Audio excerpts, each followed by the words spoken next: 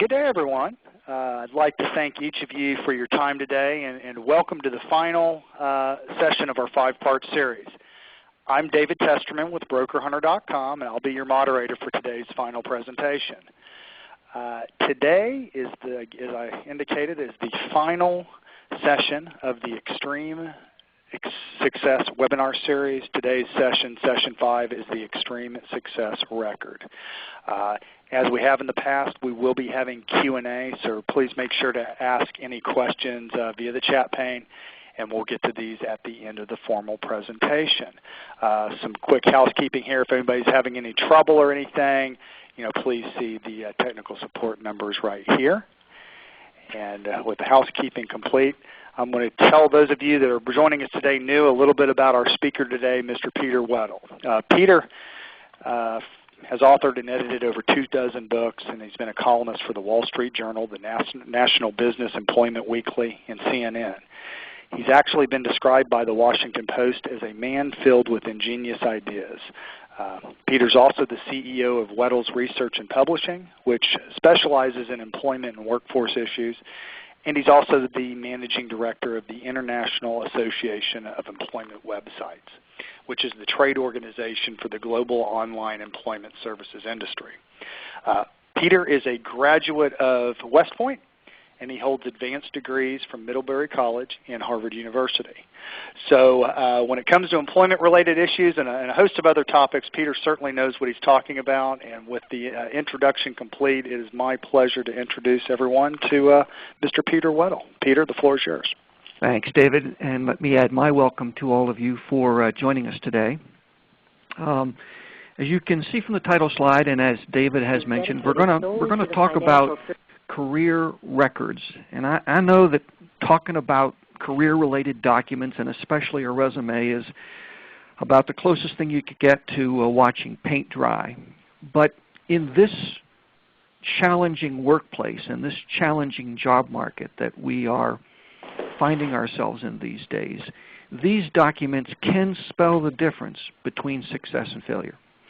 So I think it's important that we conclude our 5-part series by looking at just what we have to do by way of documentation in order to reinforce the success that we've achieved with the other 4 sessions.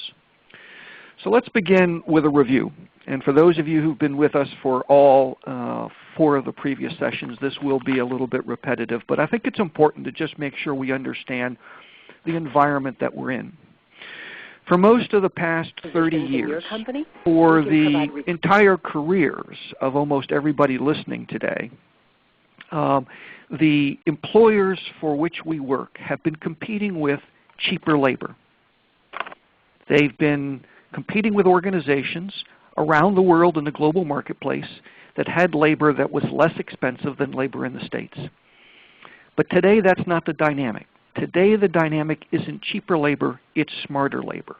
Today employers are competing with organizations that have employees with more up-to-date skills, more up-to-date knowledge than many organizations in the States.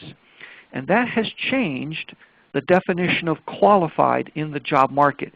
It means that what we have to do to be perceived as a qualified applicant has now changed in the job market. In the same way, the workplace has changed as well. For most of the past 30 years, the pace at which knowledge and skills advanced was relatively slow. Today it's not. Today knowledge and skills are changing at warp speed. And as a result, there's been a change in the way employees are valued in the workplace. It's a different challenge to be perceived as a qualified and valued employee in today's workplace. So change is the new norm. Change is frenetic. Change is profound. And a lot of people have decided that the best way to proceed in this environment is to just hunker down and hang on. But I believe that's wrong. I believe the question for each of us shouldn't be how do we survive in this new marketplace and this new job market. It should be how do we prosper. So what I want to talk about today is extreme success. Extreme success is a new way of working. a way of working that enables you to be proactive rather than reactive in this highly turbulent new environment. It's a way of working that enables you to be the captain of your career rather than the victim of your career. It is the way to give your career the strength, the reach, and the endurance that you need to be the best you can be in the 1/3 of your life you're going to spend at work. The first part of the extreme success methodology is understanding the dynamics of this new extreme job market and extreme workplace. These changes, as I just indicated, are permanent and they are profound, and we covered those changes in session 1. In order to begin to build extreme success in the face of all of this change, we have to begin seeing ourselves differently. And we talked about that in session number 2. We want to reset ourselves as an asset in the job market and in the workplace by first in the job market to stop seeing ourselves as a job seeker, to stop seeing ourselves as a supplicant for work. And in the workplace, to stop seeing ourselves as a human resource, to stop seeing ourselves as just one of the herd coming to work each day. How do you do that? You reimagine yourself. You see yourself as a person of talent, a person who can tap into their inherent capacity for excellence. We all have that capacity, but we have to make sure that we understand what it is. What is the talent with which we have been endowed? Now, it's not enough to just see yourself that way. You have to actually become a person of talent. So in session 3, we talked about a proactive strategy that would enable you to rebuild yourself as a person of talent, to become a work in progress in 2 very distinct channels.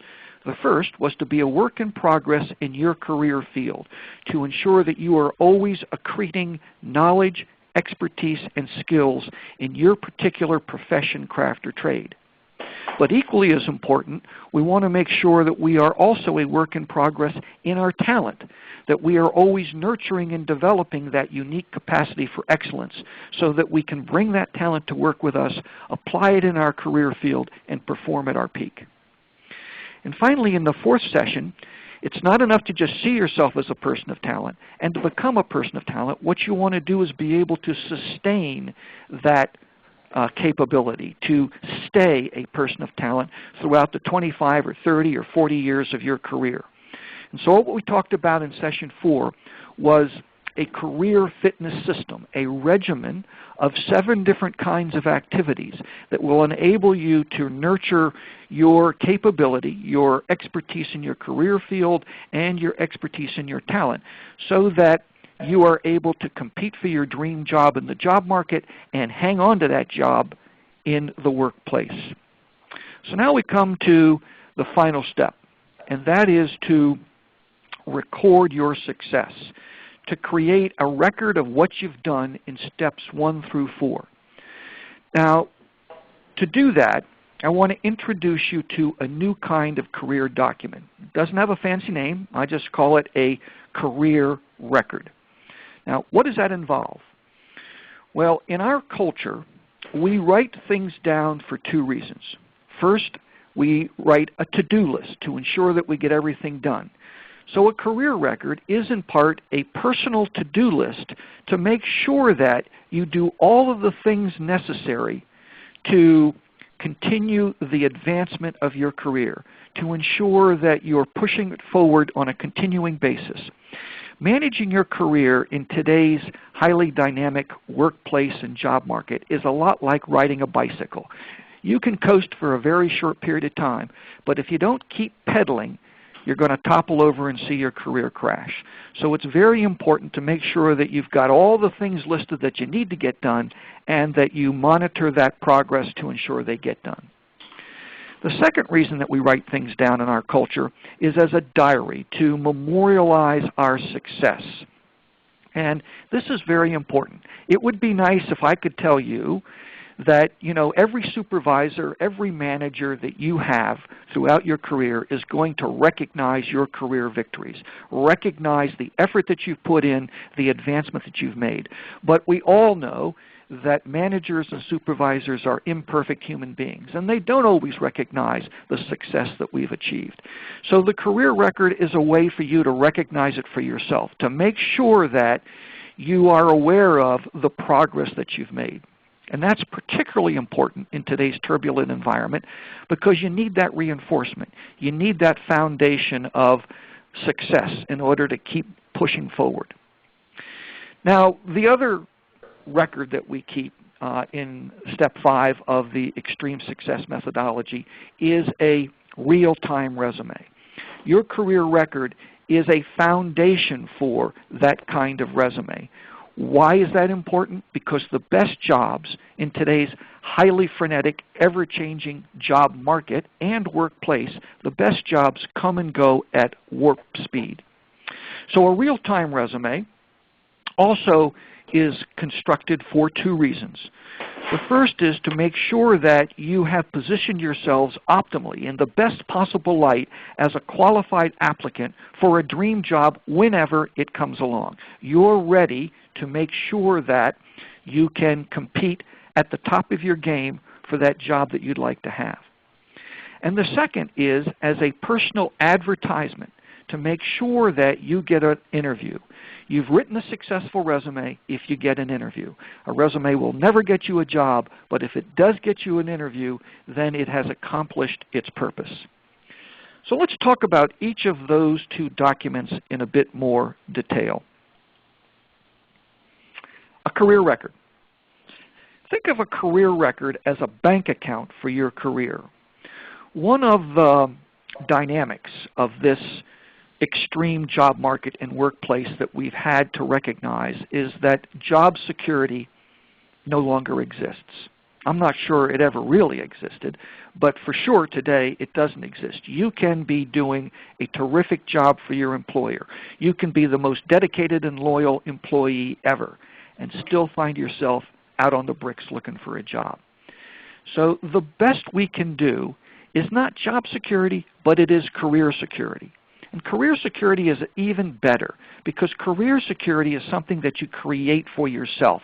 It's not something you have to rely on an employer for. Career security is something that you achieve. Career security is the ability always to be employed and always by an employer of your choice. The career record helps you build that career security. How? Well, in 2 ways. First of all, as you build up your account in your career record, your summary of your career victories, the skills that you've added through formal academic programs and through your experience on the job, the wisdom you've acquired through your experience and your interaction with mentors, and the accomplishments that you've achieved. As all of that kind of advancement is recorded in your career record, you have more potential qualifications for an employer. You have everything that you need all in one place so that you can then leverage that bank account, if you will, and be in the best competitive position for the job that you want. The second reason that this ongoing record is helpful to you is it enables you to visualize what's missing. As you look at the career record and see what advancements you've made, you can better understand, you can better visualize what it is that you still need to acquire, what skills and expertise you still need to have in order to make sure that there are no gaps in your qualifications. Now, unlike what we have done traditionally with a resume, a career record is developed in near real time. In other words, it is a contemporaneous record. It's something that you do on an ongoing basis. And the reason that you keep it on a contemporaneous basis is because it's really a tool for managing your own career. And you may recall that in our last session, I said that the key to extreme success is to not only be an expert in your profession, craft, or trade, it is also to be an expert in career self-management, to make sure that you know how to keep your career moving forward. So this is a document that helps you become a career activist, someone who is in charge of their career, the master of those changes in the workplace and the job market rather than your victim. How does that work? Well, first, you use that career record to conduct a personal quarterly review. Now, good employers don't conduct just an annual performance appraisal. They give you quarterly reviews so that you can make sure that you can do mid-course corrections if you're off the mark for what your employer thinks is important, and that you can ensure that you keep moving forward in terms of their plans for your ongoing development. Well, this is a review that you conduct for yourself. And you want to take a look at two different things. The first is you want to make sure that you understand what your goals are. As you may recall, back in session 3, we talked about the 3 goals that you need to have in today's ever-changing job market and workplace in order to ensure that you are steadily moving forward. The first is an achievement goal. What are you going to accomplish in the next 12 to 18 months in the job you have now? The second is an advancement goal. What are you going to achieve in order to, or what are you going to do in order to prepare yourself for the job you want to have in 3 to 5 years? The research indicates that most of us are going to be changing jobs every 4 or 5 years. The half-life of your tenure in your job is now down to about 2 years. So you always need to be thinking about not only optimizing your performance in your current job, but getting yourself ready for your next job, which leads to the third goal, which is a developmental goal. What skills and knowledge, what understanding, what insights, what wisdom do you need to acquire in order to get from where you are now to your midterm goal, your achievement goal, and your longer-term goal, your advancement goal? So once you understand your goals, then you can give yourself a review. Now, this is not an appraisal. This is not finding whether you were good or bad or whether you did the right things or the wrong things. This is a review. You're trying to understand whether you made progress towards each of those 3 goals. You set those goals out there, and in the last 3 months, did you actually move towards the accomplishment of those goals? If so, it's important that you recognize that forward progress and you take pride in what you've accomplished. You need to feel good about what you are doing for yourself, the career security that you're building for yourself and your family. You need to take a moment in the quiet of the day, turn off your PDA, turn off the computer, turn off any other external connection that you have with the rest of the world, and think about what it is that you have accomplished over the past 90 days. On the other hand, if you look at your goals and you compare where you are at the end of that 90-day period and you've fallen behind, you haven't made the progress that you should have made, or you've gotten off track, then's the time to look at what kind of remediation is necessary, what kind of steps do you need to take to get yourself back on plan, focused on achieving those goals, so that you ensure that your career is always moving forward. But that's only half of how your record can help you. Because as you probably have heard, as you've listened to people talk about how to find a job in today's job market, your brand is incredibly important. No matter what resume you submit, almost 80% of all recruiters are going to go on the web and take a look at whatever information they can find about who you are, what you stand for as a working person in the world of work. So your career record and your personal quarterly review enable you to update your brand on the web on an ongoing basis. So you don't wait until you unfortunately get laid off or the pink slip comes in the door and you find yourself in the job market and all of a sudden you have to create a brand on the web, or your brand on the web is 1 year, 2 years, 3 years out of date. Instead, you're keeping that brand up to date all of the time. For example, 80% of the profiles on LinkedIn are incomplete. So this personal quarterly review is a way of reminding yourself of the skills, the knowledge, the wisdom, the insights, the capabilities that you have acquired over the past 90 days, and to go to LinkedIn and to add that information to your profile there and to any other profile or resume that you may have archived on the web, so that your brand in the broader world of work is as up to date as you can make it.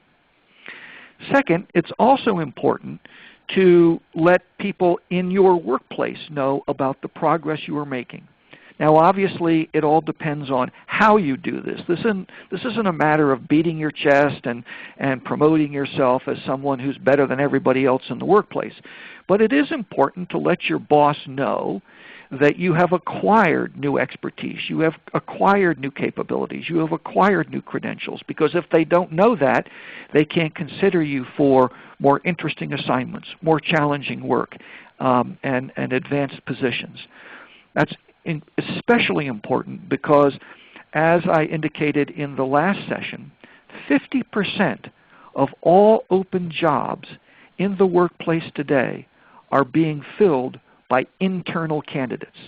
So if you want to make sure that you're considered for the very best opportunities that come up in your current organization, you need to make sure that your boss, your supervisor, understands that you are acquiring skills and knowledge on an ongoing basis. But it's not enough to just let people know that you can do more. It's important that you bring that new expertise, you bring that new capability to work with you, and you apply it on the job, that you actually provide a greater return on investment to your employer through your enhanced capabilities. Now the career record is also the foundation for a real-time resume, because it enables you to avoid having to start a resume from a dead stop. You have everything that you need to write a world-class resume, to make sure that you don't overlook anything, that you don't leave anything out, that you don't minimize something that really deserves more attention. So let's talk a little bit about how that will unfold. Now, as you I'm sure have heard, people have been proposing a replacement for resumes for years. Resumes are imperfect documents, to be sure, but they are still the lingua franca for recruiters and hiring managers. What I want to talk about today is a strategy for using your resume differently so that it has a greater impact. Now, we talked about this strategy in the last session, but I think it's important to go over it again because it is really the key, if you're in transition, to making sure that you get the consideration that you deserve from employers. You don't send that resume off and it goes into the black hole and you never hear anything back. First of all, you have to do some preparation. And this is, what I'm about to say is hard to accept, but it is true. You want to focus on openings that meet two criteria. The first is you are a perfect fit for them, not a 70% fit or an 80% fit or even a 90% fit. You are a perfect fit for those openings. You exactly match the requirements and responsibilities specified for the opening. Why is that? The reason for that is that most recruiters are not an expert in your field. They may be recruiting for engineers, or they may be recruiting for treasurers, or they may be recruiting for vice presidents of finance, but they are not experts in each of those areas. They are recruiters. So they turn to the hiring manager who specifies the requirements and responsibilities for the job. And in today's highly turbulent environment, it is a huge risk for them to recommend somebody to the hiring manager, their customer, who doesn't exactly fit the profile.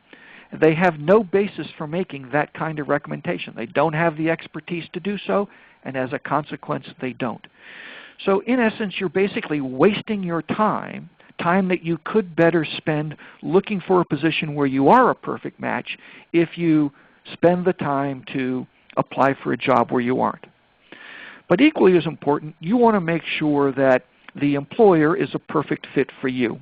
You want to make sure that its culture and values match your personality and values so that not only are you going to have the right skills to do the job, but you're going to feel comfortable in the environment and be able to perform at your peak. Once you've got that kind of preparation, that kind of research out of the way, you can then practice what I call the application two-step. When you find an opening posted on a job board like Broker Hunter and you decide that you are a perfect match and this employer is a perfect match for you, step one is a test. It's a test in two parts. The first is that you are going to never ever submit a generic resume. You're going to take that career record that you've got and you're going to pick and choose all of that information that you've got from all of that information that you've got listed there, the key and most salient factors that will enable you to look like a dream candidate to that employer. You're going to tailor that resume for the specific requirements stated in the job posting. Why? Because that sends a signal to the employer, to the recruiter, that you care enough to have written a resume that is unique and special for them. The second part is a little less dramatic. It's a little bit more mechanical, but it's equally as important. And that is, did you pay attention in Mrs. Murphy's kindergarten class? That's where you learned how to follow instructions.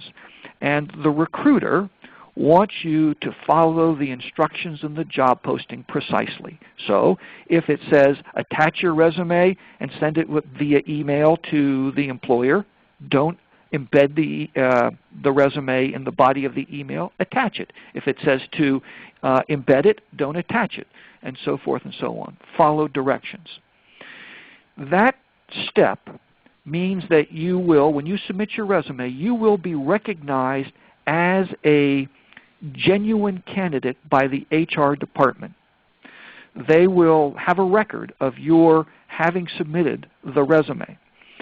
Now, I know that a lot of people feel that employers today never ever acknowledge the receipt of a resume. It's like sending it into a black hole.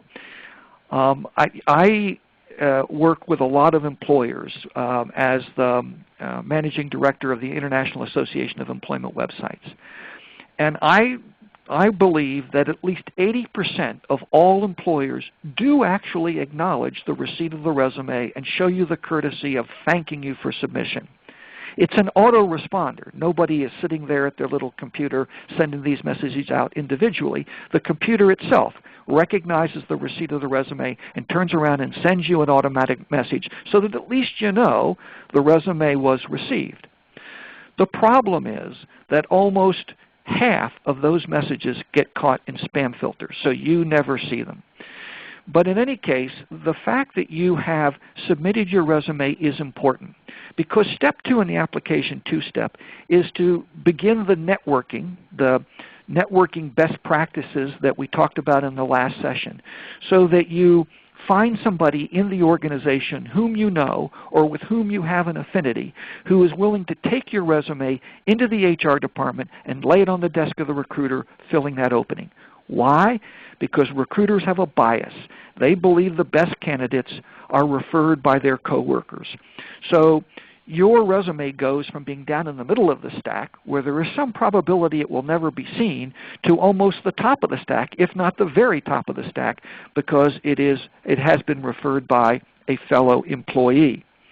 Now, the key here is that you do not want that process of having somebody walk your resume in the door look like you've gone around the HR department, that you've tried to connect with the hiring manager and avoid the recruiter. So step one is important because it says to the HR department, you played by the rules, you followed instructions, you did send your resume to the HR department, and now, even better, someone has come into the HR department and recommended you and handed in your resume again. That's when you really begin to get the consideration that you deserve from the recruiter for the opening to which you've applied. Now, the next step is, again, to position yourself as an asset, as a person of talent. And Here, although the resume is a problematic document, we can improve on it to overcome its single most glaring deficiency. Its single most glaring deficiency is that historically it hasn't revealed anything about your character and your values. Yes, it talks about your skills, and yes, it talks about your experience, and yes, it talks about your education. All of these things are important. But what really differentiates someone from the herd is their character and their values. So this resume format that I'm about to describe, I call the SMART resume. Now, probably you've already been told by other folks in the career area that you don't want to take up the valuable real estate on your resume with an objective statement. You know, I'm looking for a job as a financial services professional in a fast-growing firm. The recruiter already knows that. They know you want a job. You're just wasting space. What you want to put at the top of your resume is a summary. Now, historically, when we've talked about summaries, we've said that these summaries should summarize your key skills for the particular position for which you are applying. I'm going to add two facets to that. I'm going to add talent and knowledge. I want you to begin to build an image in the recruiter's mind that this is a person who sees him or herself as a work in progress. So in addition to skills, you've got the knowledge that you've acquired and the expression of your talent on the job summarized there. And I'm going to give you an example of that in just a moment. Secondly, I want you to add a new section to each of the descriptions of your previous work experience. You know, in the experience section, we tell you put your job title, describe what you did in that previous job, and then have a section usually with bullets which indicate your accomplishments in that particular job. Well, now I want you to add a second subsection called What I Learned. In other words, what wisdom did you acquire? What insight did you gain that you can now bring to an employer? This, again, positions you as a work in progress. It says something about your character and your values. It says that you recognize that the world of work is always changing. In this new workplace and job market, nothing stays the same. And you take personal responsibility for adapting, for staying up to speed, for staying at the state of the art in your profession, craft, or trade. And finally, to the education section, in addition to listing all the degrees and all of the certificates that you have acquired, it's incredibly important that you show an employer that you're still learning, even though you are in transition. Now, I know that a lot of career counselors will tell you that looking for a job is a full-time job. I'm here to tell you that it is a full-time job, but now you have to have a second job. You have to be engaged in some sort of learning or developmental activity even while you're looking for a job, and that needs to be recorded on your resume. You might say, for example, Bronx Community College, Introduction to Business Spanish, ongoing. Again, that single entry conveys to an employer that you recognize the world of work is changing and you take personal responsibility for keeping up. That kind of expression of your character and values is like catnip for employers. It says you are a different kind of person in the world of work. You're not only an expert in your field, but you will continue to be an expert as you are employed with that organization. So, examples. Well, these are imperfect, but I think they will give you the idea. Your summary is a series of words and phrases separated by bullets that might run as many or as few as 10, but certainly no more than 30 individual entries, which describe your skills, your knowledge, and your talent. If your talent is leadership, make sure that you express it. Small team leadership. If your skill is management, make sure that you express it. Major account management.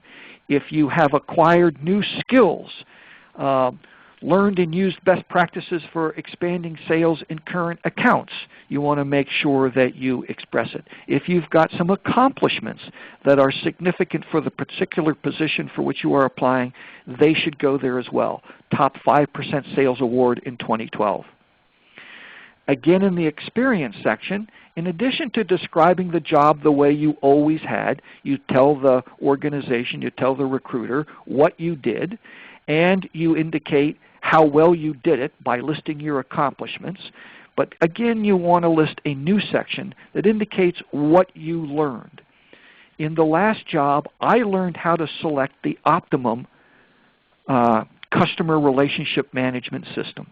You know, that's an area of expertise. That's a new capability that I can bring to you, Mr. Employer, as a new employee. Or you might even emphasize the fact that you took some formal coursework in a study or in a particular area by saying, I learned how best to apply my coursework in sales psychology on the job. So you're not just taking courses for the pleasure of taking courses. You are also taking that new knowledge, or you have taken that new knowledge and applied it on the job, and that new expertise you can bring to an employer. Now let's talk about the reality of making sure that your resume actually lands where it needs to land in order for you to be considered a viable candidate. Every single major employer and a growing number of mid-size employers and even many small-size employers now use applicant tracking systems to manage resumes. These are computerized systems which accept resumes, put them into a database where they can be searched by recruiters, and keep track of all of the interactions that a recruiter has had with each of the candidates.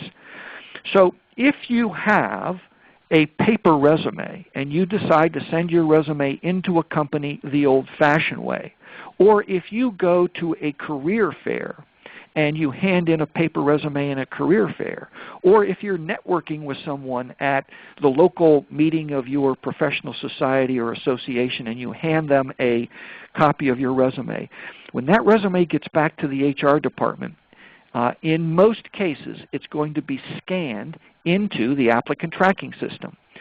So when you have a paper resume, it's important that it be scanner friendly.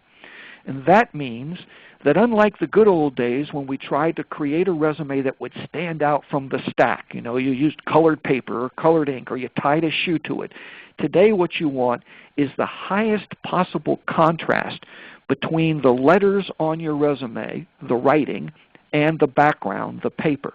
So don't use colored inks or paper. Use the whitest paper you can find and the darkest black ink that you can find to get that high contrast. Because while scanning technology has dramatically improved over the past 5 years, in many cases, most HR departments, which are at the end of the line in terms of getting new systems, getting new technology, they're still using scanners from 2003 and 2004. So those scanners aren't all that good. Secondly, don't use fancy fonts. Don't use things like Old English. Don't try to impress or make your resume more visually appealing by using some sort of non-standard font. And finally, you want to avoid using fonts with serifs. Serifs are the little horizontal lines at the bottom of vertical lines in fonts like Times New Roman. If you look at the T here in Times, the vertical line that comes down from the top of the T ends in a serif, a little horizontal line. And unfortunately, those horizontal lines often confuse scanners. The lines kind of run together along the bottom of the words, and the scanner will read your expertise as being something like Schumacher instead of sales knowledge. So it's really important that you not use serifs. You also want to make sure that your resume is recruiter friendly. You know, back in the good old days, we used to tell people in transition that the average resume got somewhere between 30 and 45 seconds of review. Today, it's probably even less than that. Not because recruiters don't want to give you the consideration that you deserve, but because organizations are so hard-pressed by the competition that they face in the global marketplace that they've downsized the recruiting team to the point where each individual recruiter is handling 30 or 40 or 50 open recs. And for many of those recs, they are receiving dozens, sometimes hundreds of resumes. So you want to be sure that you lead with your strength. You want to put the very best summary of your skills, your knowledge, and your talent right up front, where even in 5 seconds, a recruiter can get a sense of what it is that is special and unique about you and your credentials and get you into the pile for consideration.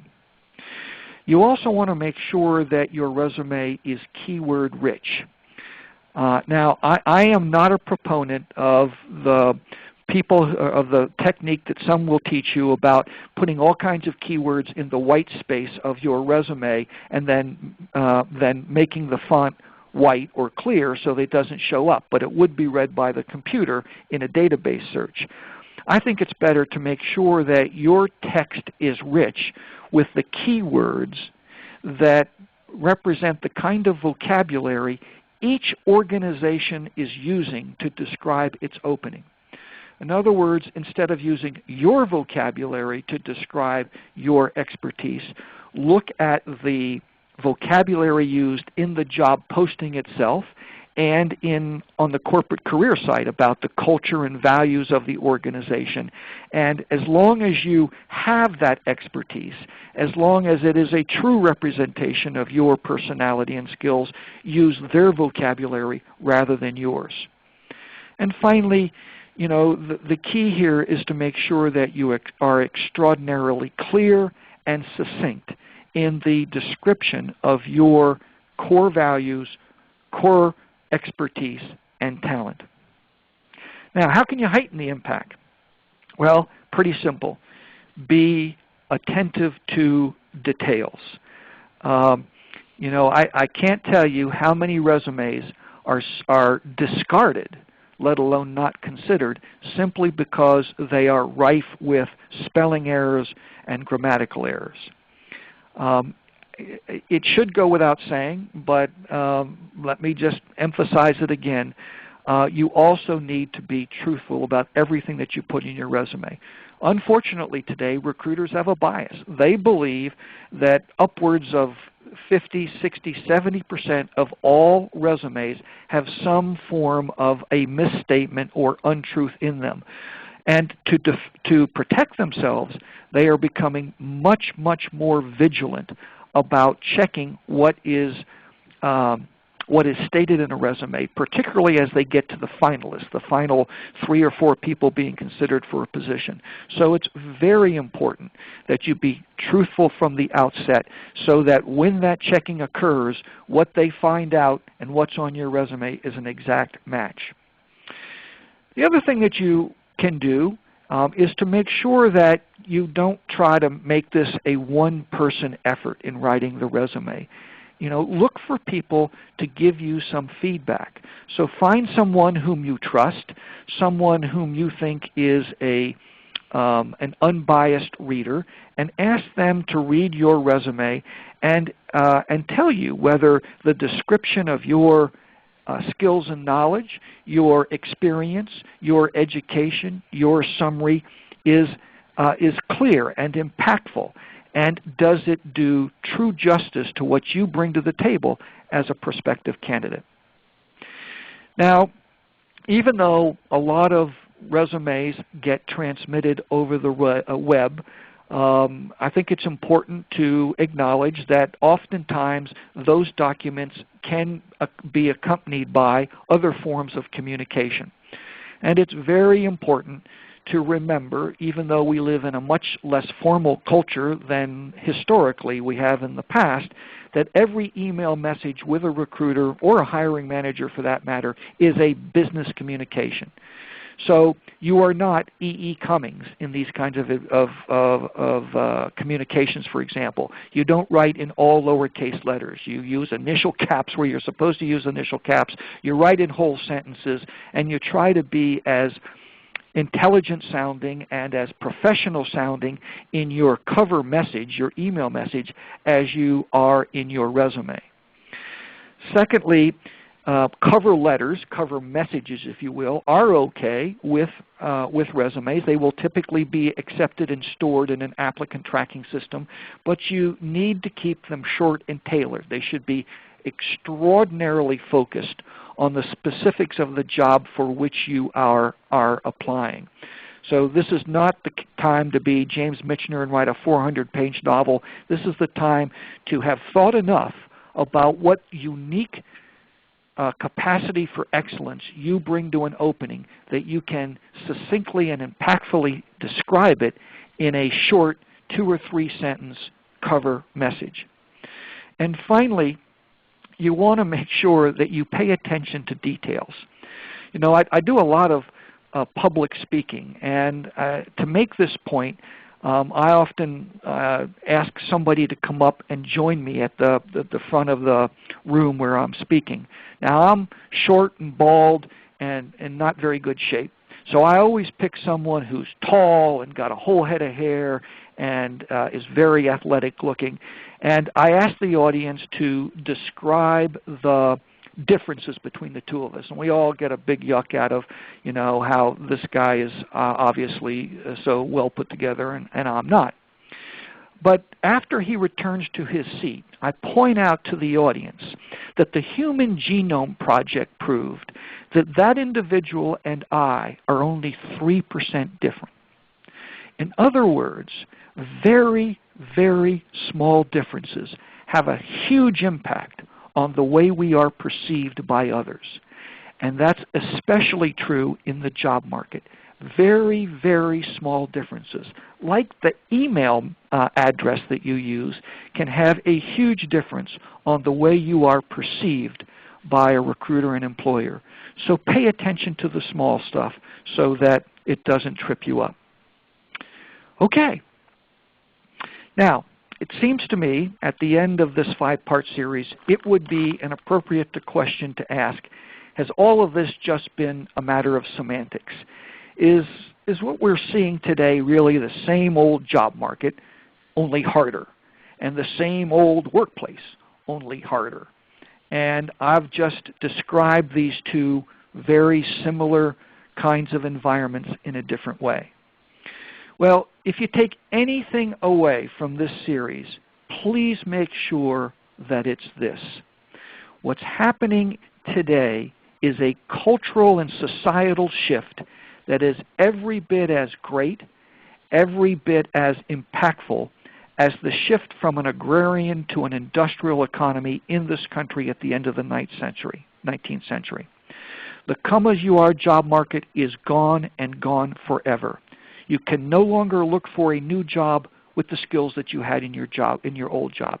You have to do more.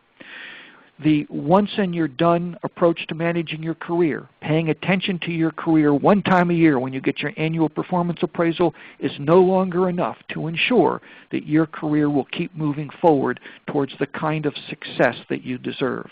This is a much more demanding, a much more difficult environment, but it's also one filled with more opportunity, more upward mobility, more chances for success than anything you've ever seen or experienced thus far in your career. And what I've tried to do over the past 5 sessions is to give you an understanding, an outlook, a strategy, a program, and a record that will enable you to achieve extreme success in this environment. And I wish you the very, very best of luck as you go forward. If you want to know more about anything that I've talked about during the series, it's all contained in my books. I've described them multiple times, so I'm not going to go through and describe them again. They're all available at Amazon.com. And if you'd like to get my free newsletter for job seekers, and or my free newsletter for career activists, just head on over to my website at weddles.com and you can sign up right there on the homepage. So I'm going to turn the program back over to David, and we'll see if we have any questions.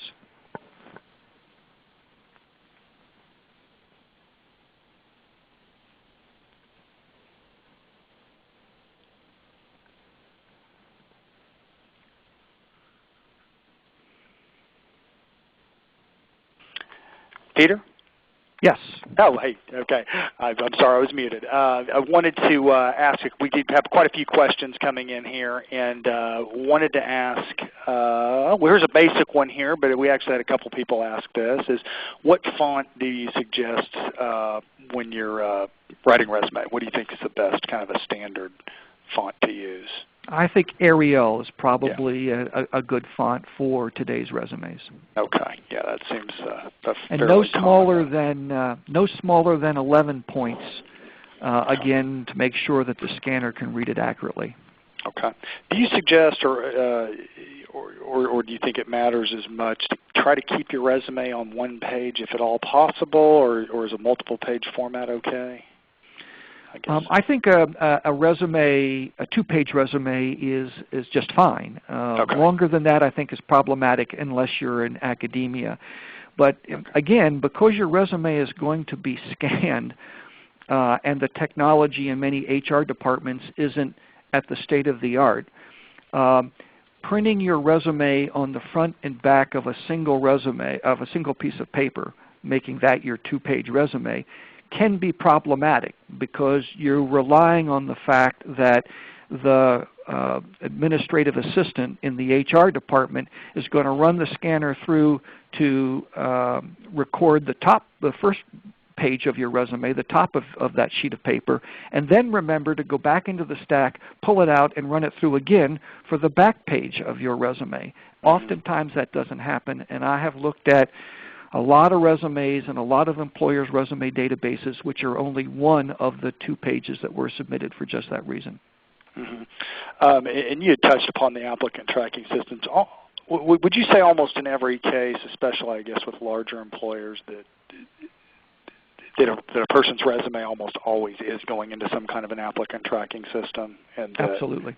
Absolutely. Okay. And there's, it's highly likely that they don't even archive a print copy of the resumes anymore. So while you, certainly, don't want to be all keyword based, it's very important, in that 2 pages to highlight and, your skills succinctly, but also directly so that they're picked up.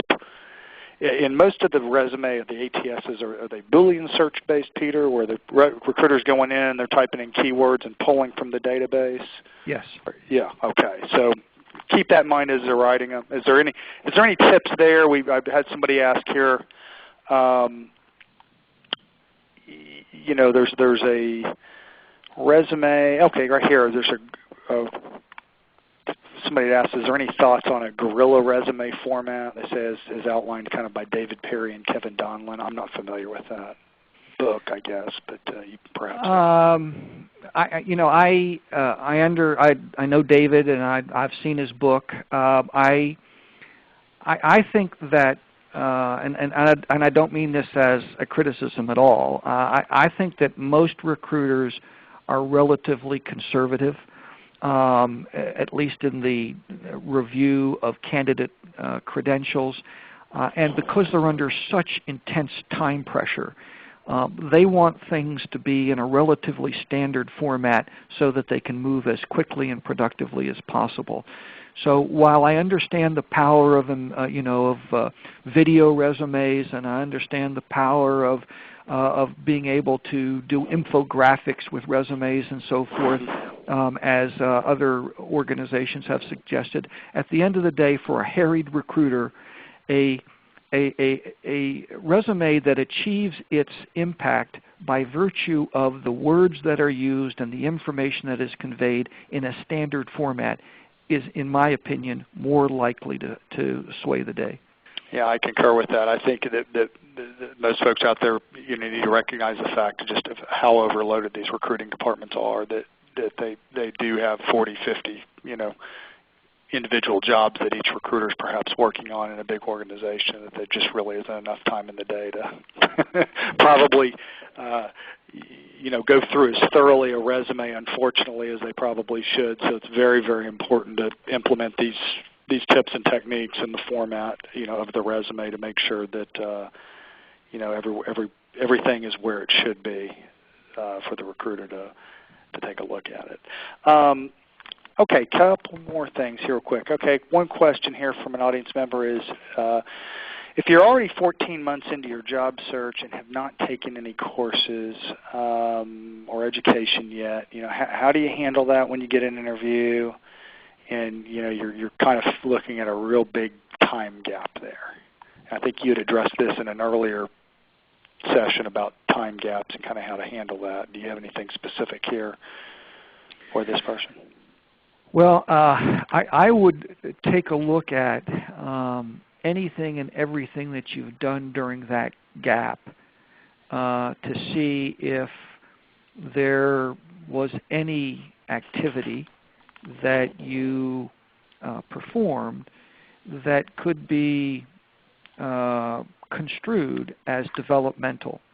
For example, if during that 14-month period you networked with your peers on the website of your professional society. Now, the purpose may have been to try to connect with people who could connect you to openings, but if you spent some time talking about the issues, the topics, the subject matter of your profession, craft, or trade, then you might be able to at least indicate that the gap wasn't a complete gap. Maybe you didn't, you weren't as aggressive or proactive as you might have been, but it isn't a complete and total empty space, that there were some things that you did. If you spent some time volunteering during your job search for an organization, did you demonstrate some skills, some knowledge, some expertise that again could help to make that gap seem a little less broad than it might otherwise? And probably another thing is, unless is in this particular case, is probably don't let a whole bunch more months go by where you're not actively involved in trying to. I think you may have had a period of time there where you're just looking for a job, but now may be time to pursue that additional education or get involved in something to. And I don't know what your thoughts are on that, Peter, but kind of managing that in between job period there. And you'd indicated before in previous sessions, treating this like a full-time job and. Including furthering your education and any other tips in that respect. Well, I think you've hit the nail on the head. I would immediately enroll in some form of developmental activity. I think with a 14-month gap, it might be important to make it a more formal courseware kind of situation. And then I would, in an interview, be right up front and say, hey, listen, I treated my job search as a full-time job for 14 months. At the end of 14 months, I realized that my skills were beginning to degrade. My knowledge was falling a little bit behind the state of the art. So I proactively enrolled in a course to make sure that I got myself back up to speed. That's reflected on my resume, and it says something about my character, my values, that I'm determined to be at the leading edge in my field. Yeah, that's a great point there. I think that's definitely good advice there. Another thing about resume length, it said somebody here has a resume that goes beyond 2 pages. They've been in the business over 15 years, and they've gotten some feedback that if they try to condense it shorter than 2 pages, it seems like they're maybe getting a little bit light on their experience. I acknowledge that the longer you've been in the workplace, the harder it is to get on to 2 pages. But I think the key word here is tailoring. I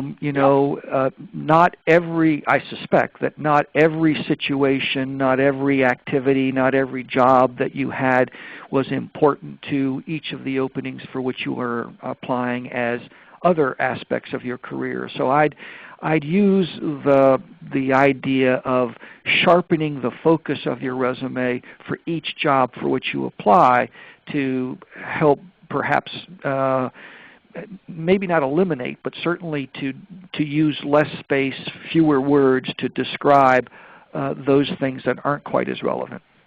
Okay. Okay.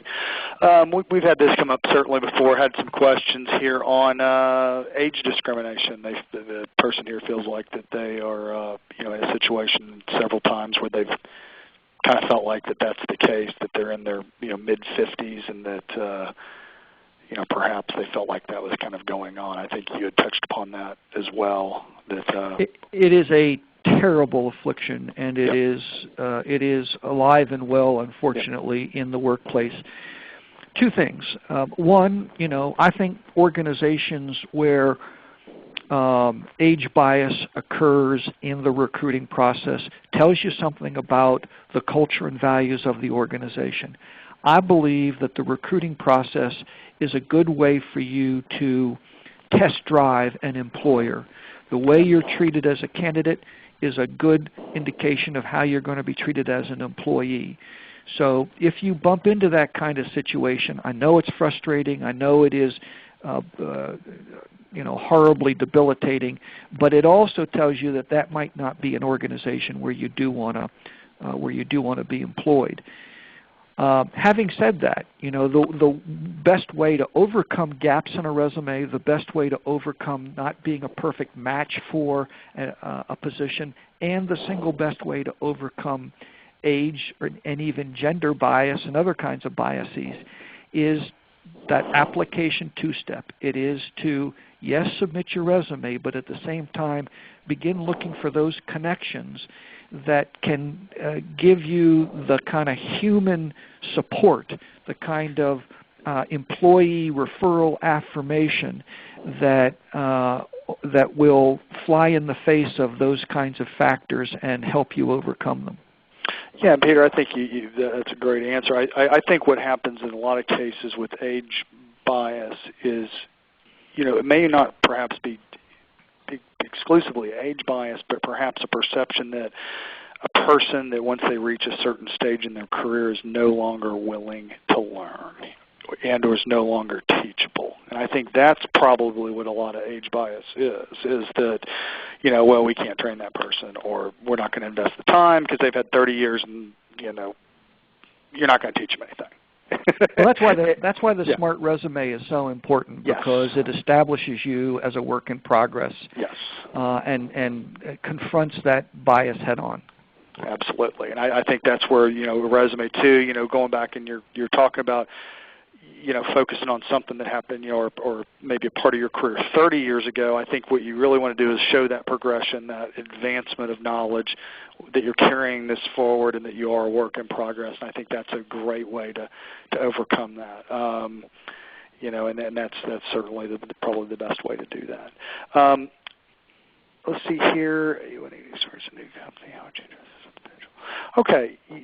It says, how do you handle when you've worked at an employer for years and you're now wanting to, just change careers, and you want to, for no other reason, you just want to change the scenery. It may be a lateral move. It may be, that you've kind of reached your potential at a particular employer and you're ready to get a change of scenery, so to speak. Well, I think that is the perfect description of today's workplace. We no longer have a career ladder.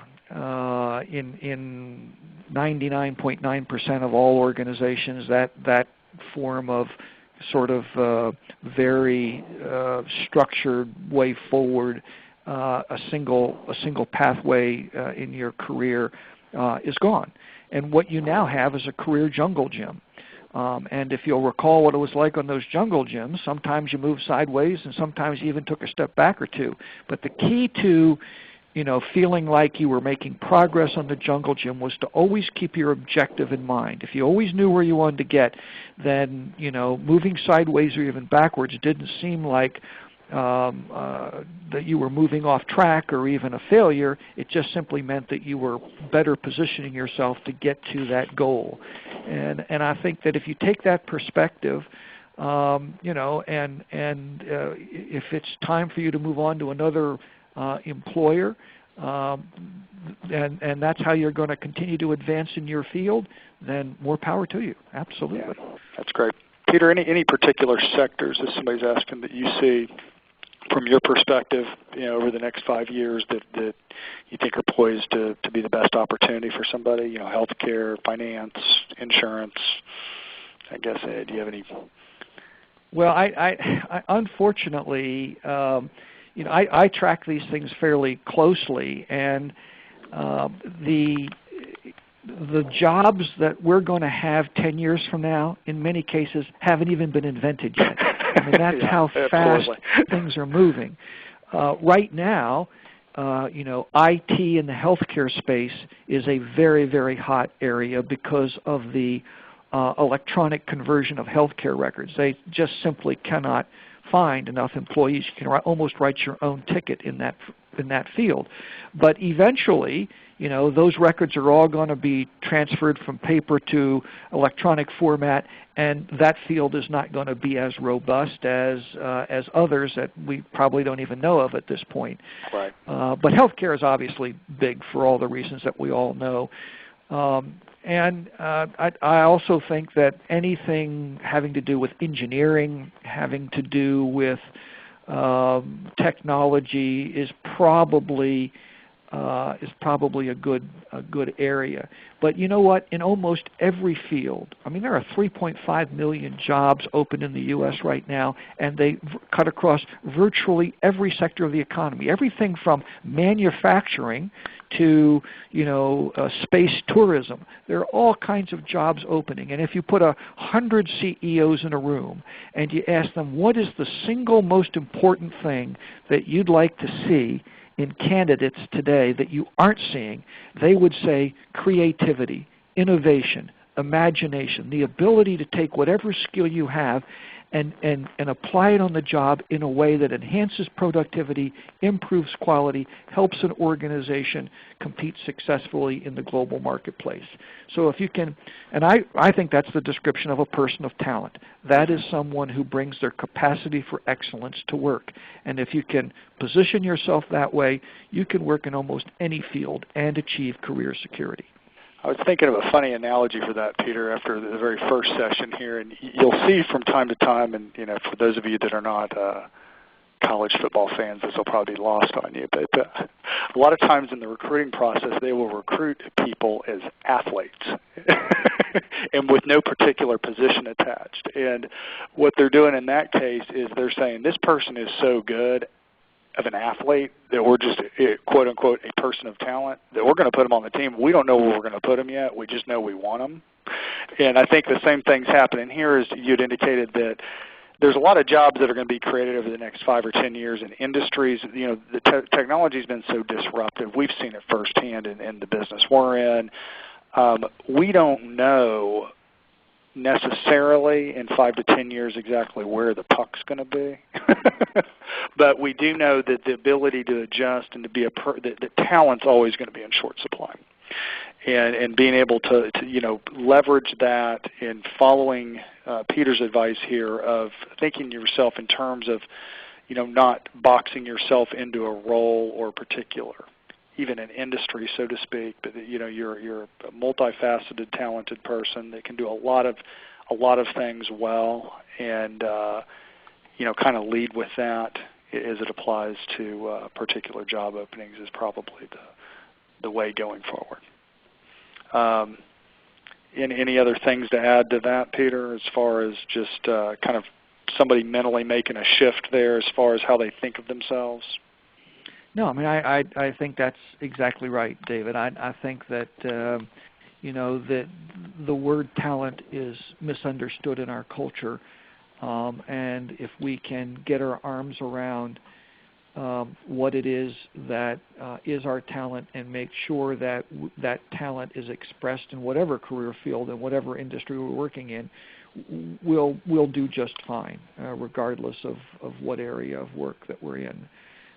And the wonderful thing, is that every single one of you, every single one of your spouses, every single one of your kids, every single one of your parents, all of you are people of talent. You were born with that capacity for excellence. It's like an opposable thumb. It is an attribute that defines being human. So if you can just take the time and make the effort to explore deep down inside what it is that unique gift, and make sure that it's always being nurtured and developed, as well as acquiring the skills in your profession, that you do both of those things. I think that extreme success understates the opportunity that you have in the world of work in the 21st century. That's great. That's great. Well, folks, we have some more questions coming in here, but I think we are short on time here. We've ran over quite a little bit here. So what we will do is, for those of you that have additional questions that we didn't answer, Peter or Charlene will be getting back with you, and we'll do our best to answer that. We will be, somebody did ask a question, we will be putting an archive of every one of these presentations up in multiple formats. You'll get an email with all 5 of these that you can go back and view. We're going to put them up on Peter's YouTube page, as well as the Broker Hunter YouTube page as well, for you to go back and review as needed. I would like to thank Peter. This is a huge commitment of your time, and this has been a wonderful thing to offer out to our talent community, Peter. We thank you so much for doing this, and you can't say much about how much we value you being able to come and talk to our people. It's been my pleasure, David. Thanks for having me. Absolutely great. Folks, this webinar has been recorded again, and we're going to be sending out an email shortly with all the next step links and everything. I would like to thank our corporate sponsor, Allstate, as well. They are an employer that has multiple opportunities. We certainly will send out a link to that as well in an email for you to possibly take a look at them and keep them in consideration as well for bringing this series to you. We will also be bringing more learning series to you all in the future, and so keep an eye out for those. Hopefully we'll have some here in the next couple of months here that provide value to you. And with that, I'd like to thank everybody for their time, and this concludes today's webinar. Goodbye.